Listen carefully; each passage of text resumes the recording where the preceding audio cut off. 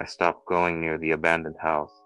I really did. It was a conscious decision, a line drawn in the sand of my own sanity. No more late night walks past its decaying porch.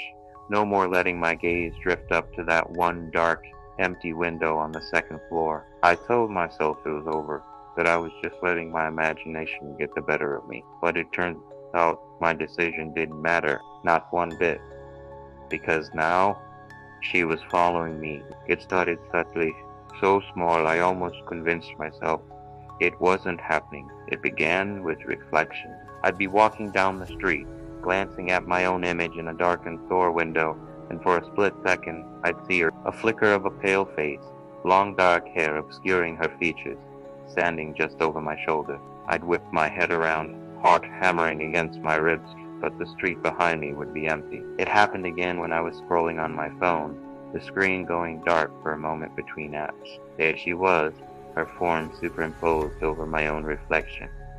I dropped the phone, a cold dread washing over me. The worst was, at night, I'd be sitting in the living room, the TV off, its black screen a perfect, polished mirror, and in the dead silence of my apartment, I'd see her, standing in the dark hallway behind the couch.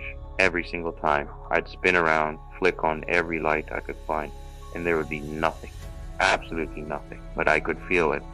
A terrifying realization was dawning on me. She wasn't just a prisoner of that house anymore. She was learning. She was figuring out how to leave. The feeling of being watched became a constant companion. It was like a physical weight on my shoulders, a prickling on the back of my neck that never went away. I started sleeping with the lights on, but it didn't help. The shadows in the corners of my room seemed to stretch and twist into familiar shape. I stopped looking in mirrors altogether. I'd wash my hands, brush my teeth, with my eyes squeezed shut, terrified of what I might see looking back at me. My friends started to notice.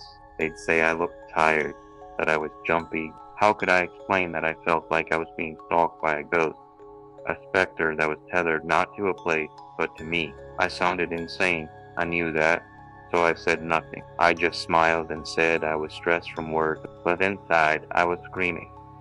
The feeling of her presence grew stronger each day, more tangible. It wasn't just a feeling anymore. It was an oppressive certainty.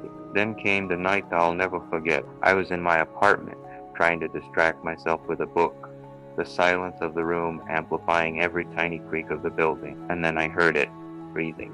It was slow and raspy and impossibly close. It sounded like it was right behind my ear. Every muscle in my body seized. Time seemed to slow down. I could feel the warmth of that exhale on my skin. I held my own breath, listening. Inhale, exhale, a wet, rattling sound. I couldn't take it anymore. In a single, desperate motion, I threw myself off the chair and spun around. The room was empty. Of course it was empty. A hysterical laugh bubbled up in my throat. I was losing my mind. As was it. I was finally, completely losing it. I stumbled toward my bedroom, my legs shaking, my hands trying to grip onto something solid. I just needed to lie down, to close my eyes, and make it all go away. As I passed the full-length mirror on my closet door, a flicker of movement caught my eye. I stopped. My reflection stared back at me, pale and wide, but I wasn't alone in the mirror. She was standing right behind me. Her head was tilted at an unnatural angle, her dark hair hanging like a curtain, and through the tangled strands, I could see her mouth stretched into a wide, grotesque smile. The next morning, after a sleepless night spent huddled in a corner with every light ablaze, I knew what I had to do. I couldn't live like this anymore. I had to face it. I had to go back. I drove to the abandoned house, my hands trembling so hard I could barely grip the steering wheel. The sun was bright, birds were singing, the world felt nauseatingly normal. But the house looked darker than ever, like a void that sucked all the light and life from its room. I got out of the car and walked up the overgrown path, my heart pounding a frantic rhythm against my ribs. I forced myself to look up at the window, the one where I always saw her. It was empty. Just a black, vacant square. I crept closer, peering through the grimy glass of the front door. The hallway was filled with dust and debris, but nothing else. I circled the property, checking every window I could reach. The room that had been hers, the one I'd stared at for so long, was empty. The entire house was empty. A strange sense of relief washed over me, so potent it almost brought me to my knees. Maybe it was over? Maybe she was finally gone, returned to whatever forgotten corner of history she came from. The house felt hollow, dormant. The oppressive energy that had always clung to it was gone. I drove home feeling lighter than I had in weeks. I actually smiled. Maybe I had just been projecting my own fears onto that old creepy house. Maybe the stress had finally broken me, and seeing her in my closet was the final hallucination, the fever that finally broke. I walked into my apartment, and for the first time in a long time, it felt like my own space. It felt safe. I poured myself a glass of water, the silence no longer feeling menacing, but peaceful.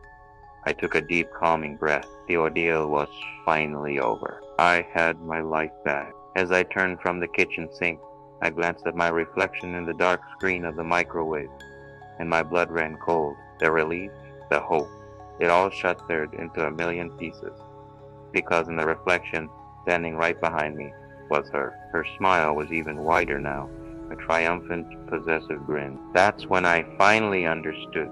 I was so wrong. I went back to the house, and it was empty. Of course, it was empty. She doesn't live there anymore. Now she lives with me.